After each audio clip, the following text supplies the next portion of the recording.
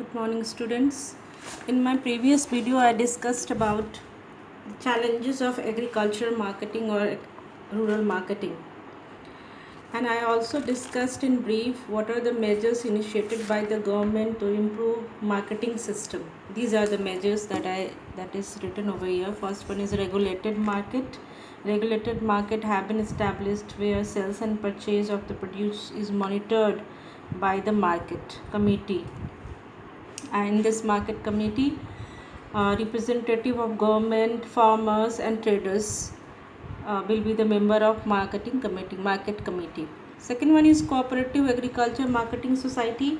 Government is encouraged the formation of cooperative agriculture marketing society where the farmer uh, can better bargain in the market, so they can get a better price of their produce through collective sale. That is the meaning of cooperative also. Next is provision of warehousing facility.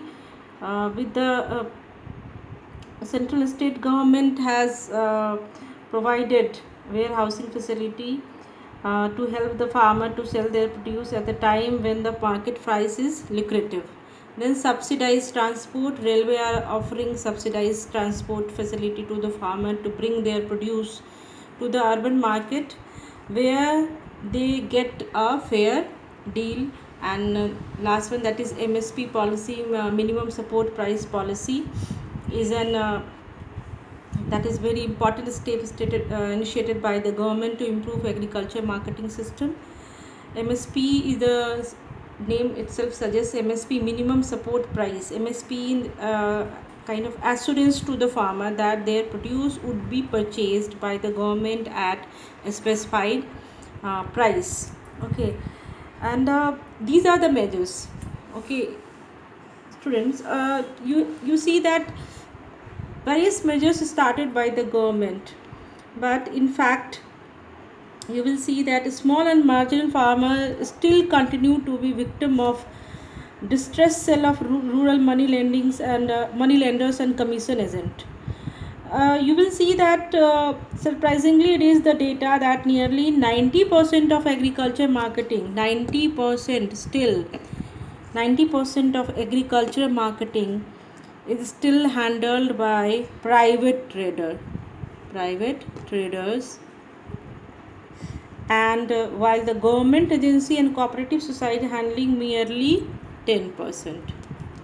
Government agencies and cooperative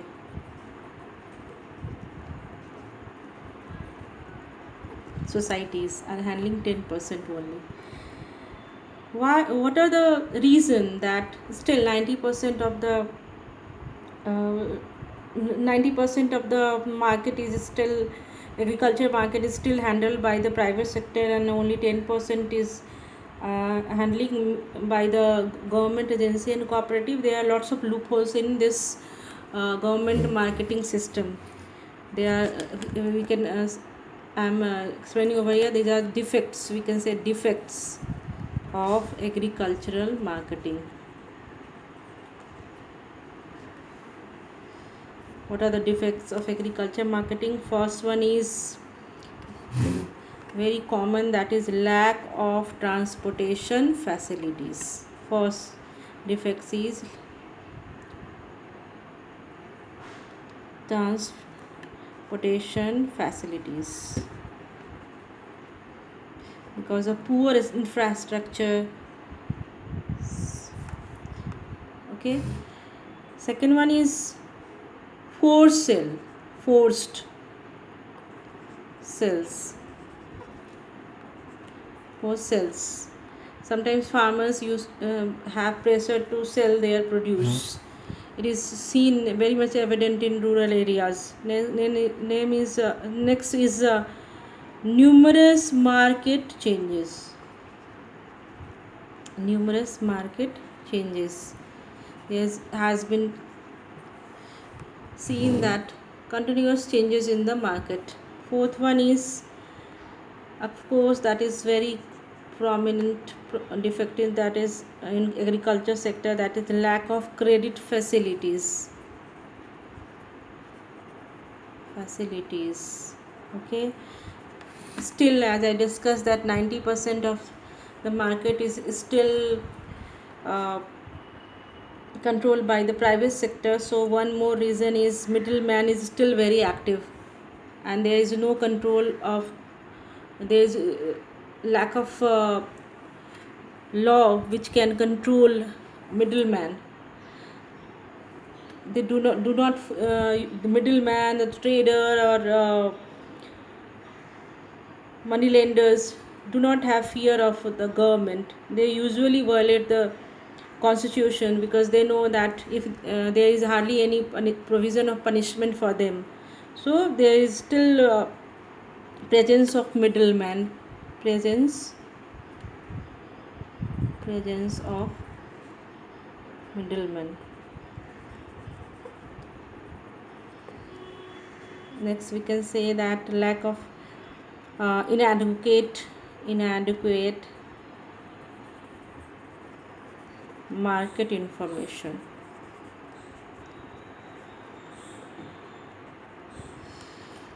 Farmers, especially this problem exists basically to small and marginal farmers. They do not have usually they do not have any idea. Most of the time they do not get proper information related to the market.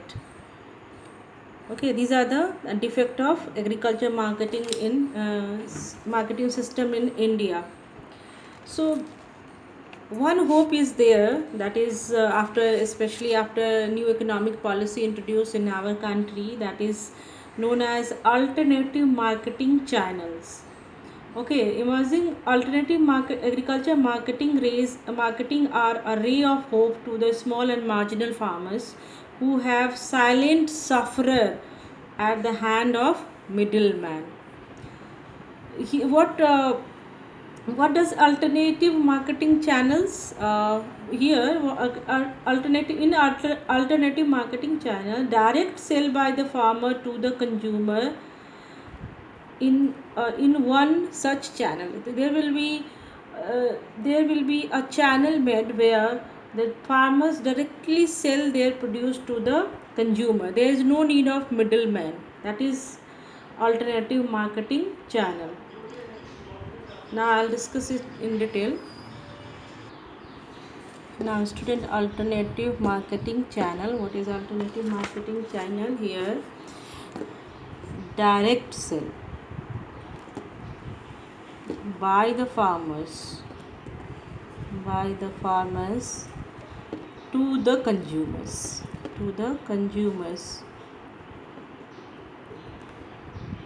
in one such channel.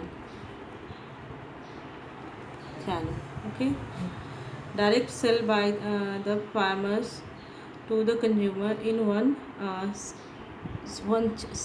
channel. What are these channel?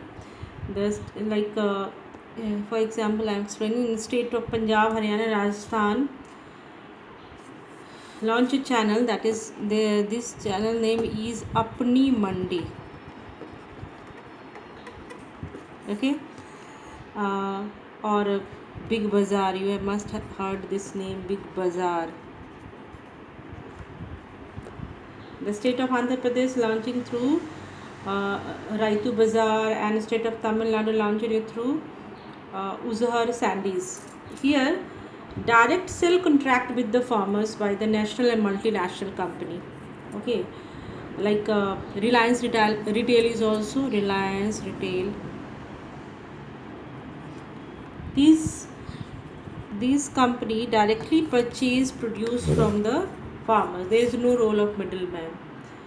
Okay, these companies are offering, even these companies like Big Bazaar or Apni Mandi, these companies are offering advance payment to the farmers to supply farm product at predetermined rate. And it is hoped that this system of marketing grow uh, grow in tandem with the growth and national and multinational retail. This would not only help the expansion of market for the farm product, but also reduce price risk for the small and marginal holders, landholders. So this, because of this, we can say that alternative marketing channel is a ray of hope for a small and marginal farmer, because there is hardly any role of middleman. Not hardly, there is no role of middleman. The big, these big companies directly purchase produce directly from the farmers, and these companies are offering advance payment to the farmer to supply farm product at predetermined rates. Now next concept related to this is agricultural diversification. What is agricultural diversification?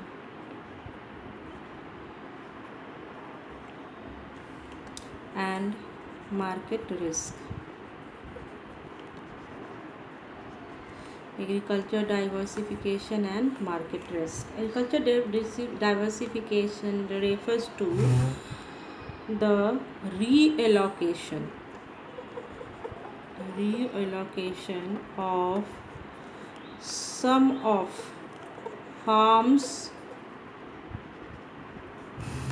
productive resources into new activities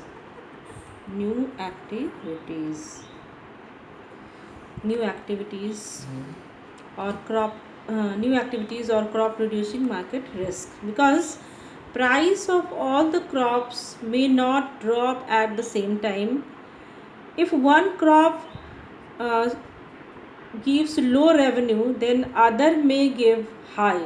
Thus, diversification help stabilization of farm income by lowering the market risk. Diversification have we can say has two aspect. First one is diversification of crop production. And second one is diversification of production activity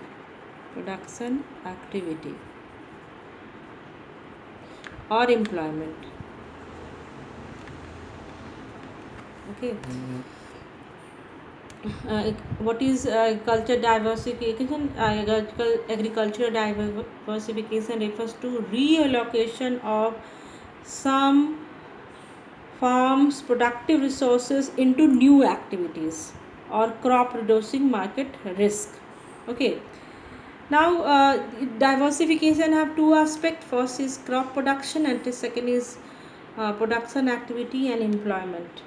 Okay, diversification of crop production implies like production of a diverse variety of crops,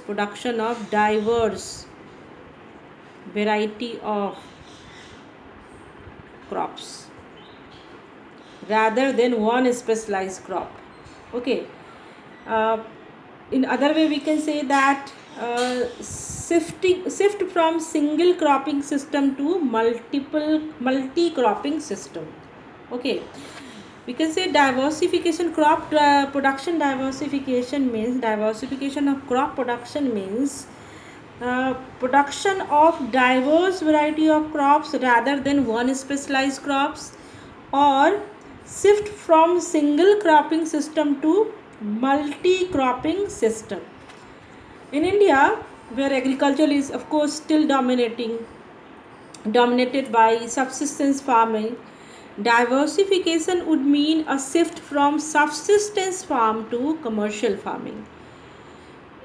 Okay, what would be the benefit of this? It would minimize the market risk arising due to price fluctuation, and also it would minimize risk occurring due to failure of monsoon. Okay, now next one is diversification of production activity or employment. What is diversification of production activity? That is a shift from crop farming to other areas of production activity and employment. It raises income as well as stabilize it. suppose finding sustainable livelihood away from crop farming become all the more significant in the view the fact that crop farming sector is overburdened. We have disguised unemployment exists in crop agriculture sector, so this is already overburdened. So it would be better that uh, the population shift from crop farming to other area of production activity. Okay, now next concept is emerging challenges of rural development. Student, I have discussed over here what are the alternative marketing channels, then agriculture diversification or market risk. Now next is after more than 70 years of its independence and half of the population, more than half of the population still dependent on agriculture. There are various measures taken by the government to improve the condition of farmer. There are still uh, few challenges in rural development, because apart from farming there are various non-farming activities which are done in the rural areas, like you must have heard that is animal husbandry, then after fisheries, then after horticulture, cottage and household industries. Okay, these are the also non-farming activities which the population in rural area used to do. Apart from farming, these are the activities where most of the population in our country is dependent. So the next topic is emerging challenges of rural development. Now student, emerging challenges of rural development.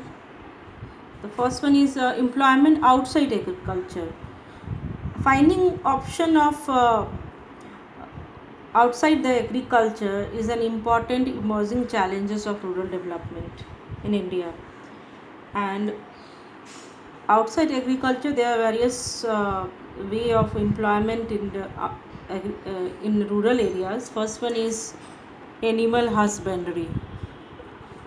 Animal husbandry. Animal husbandry. Animal husbandry is an important area of employment in India, different from crop farming. Animal husbandry includes poultry, cattle, goat, and sheep.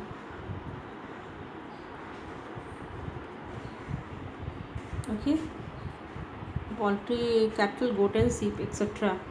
Poultry accounts for 42%, cattle accounts for 25%, and sheep and goat nearly 20% share in total livestock in India.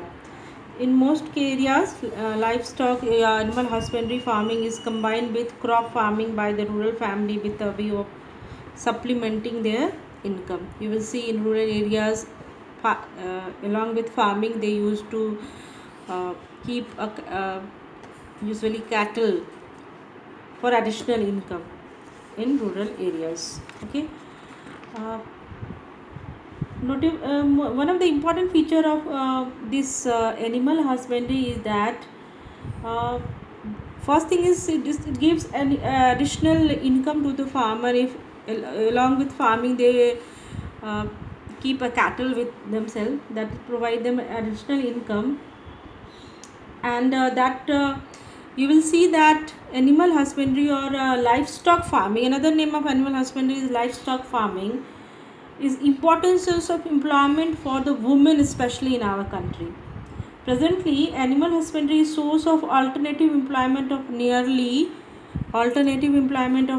7 lakh small and marginal farmers in the countryside. But you will see that animal husbandry sector is not free from problems in terms of its size, Our livestock population is perhaps the largest in the world, but in terms of the quality, we are far behind from most developed countries in the world. Two problems related to this animal husbandry or livestock sector are, first one is, these are the problem. First problem is low productivity, low productivity, and second one is deficient veterinary care, deficient veterinary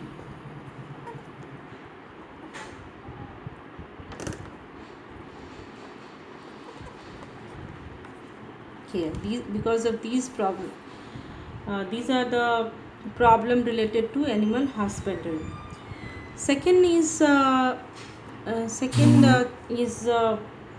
non-farming activity, or second sector outside the agriculture which provide employment is fisheries. Fisheries, okay. Here in fisheries, Kerala, Maharashtra, Gujarat and Tamil Nadu are principal state in India where fisheries is important source of livelihood in rural areas, especially Kerala, because these states are basically situated in sea coast areas. Maharashtra MH, and Gujarat and Tamil Nadu. Okay, these are the principal state in our country where fishery is the important source of livelihood in rural areas. The fishing community in India depend mostly, almost equally, on inland source and marine source of fishing. And inland source include river, lakes, ponds, streams, while marine source includes seas and oceans. Okay, student, in my next video I will explain it in detail about fisheries and horticulture, cottage and household industry.